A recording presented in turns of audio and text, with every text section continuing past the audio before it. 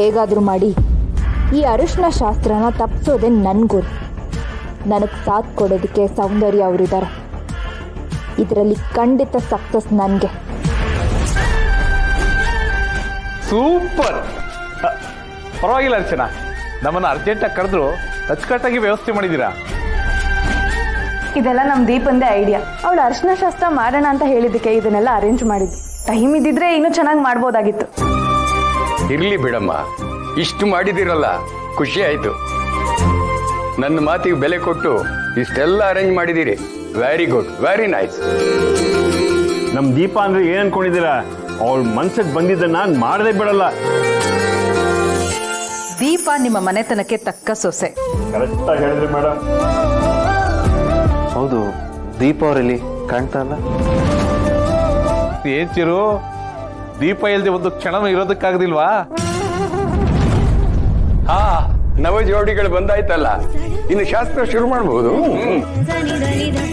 ಒಂದ್ ನಿಮಿಷ ಅಂಕಲ್, ದೀಪ ಅವ್ರು ಬರ್ತಾ ಇದಾರೆ, ಅವ್ರು ಬಂದ್ಬಿಡ್ಲಿ, ಆಮೇಲೆ ಶಾಸ್ತ್ರ ಶುರು ಮಾಡಿ. ಚಿರು, ಈಗ ದೀಪಂಗೋಸ್ಕರ ಎಲ್ಲರೂ ಕಾಯ್ತಾ ಕೂತ್ಕೊಳ್ಳೋಕ್ಕಾಗಲ್ಲ. ದಿಶಾ ಬರ್ತಾಳಲ್ಲ, ಎಲ್ಲಿದ್ದಾಳೆ ಕೇಳು. ಹಾಯ್, ಕರೆಕ್ಟ್ ಟೈಮಿಗೆ ಬಂದು. ದುರ್ಗವ್ರೆ, ದೀಪ ಅವ್ರನ್ನೆಲ್ಲಾದ್ರೂ ನೋಡಿದ್ರ? ಇಲ್ಲೇ ಇದ್ದಾಳಲ್ಲ.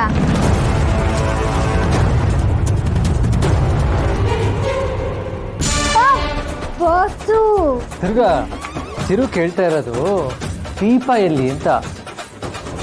ದಿಶಾನಲ್ಲ. ಇವರು ದಿಶಾ ಅಲ್ವಾ? ಗೊತ್ತಾಗ್ಲಿಲ್ಲ. ಮತ್ತೆ ನೀನ್ ದೀಪ ಅಂತೀಯಲ್ಲಮ್ಮ ಈಗ ತಾನೆ? ಅದು ದೀಪ ದಿಶಾ ಎರಡು ಹೆಸರು ಒಂದೇ ಥರ ಇದೆಯಲ್ಲ, ಅದಕ್ಕೆ ಗೊತ್ತಾಗ್ಲಿಲ್ಲ. ಹೌದಾ? ಮತ್ತೆ ದೀಪ ಎಲ್ಲಿ ಹೋಗಿದ್ದಾಳೆ? ಅದು ಮದುವೆಗೆ ಏನೋ ಸಿದ್ಧತೆಗಳನ್ನ ಮಾಡ್ಕೋಬೇಕು ಅಂತ ಹೇಳ್ತಿದ್ಲು.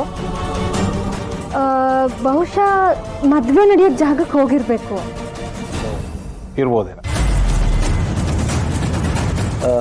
ಈಗೇನು ದೀಪ ಬರೋವರೆಗೂ ಕಾಯೋದ ಅಥವಾ ಶಾಸ್ತ್ರ ಶುರು ಮಾಡೋದು? ಇಲ್ಲ ಇಲ್ಲ, ದೀಪ ಬರೋದಕ್ಕೆ ತುಂಬ ಲೇಟ್ ಆಗುತ್ತೆ. ರಾಹುಕಾಲ ಶುರು ಆಗೋಕ್ಕೂ ಮುಂಚೆ ಶಾಸ್ತ್ರ ಶುರು ಮಾಡಬೇಡ ಚಿರು. ಹೌದೌದು ಚಿರು, ತುಂಬ ಲೇಟ್ ಆಯ್ತು. ಪ್ರೋಗ್ರಾಮ್ ಸ್ಟಾರ್ಟ್ ಮಾಡಬೇಡ.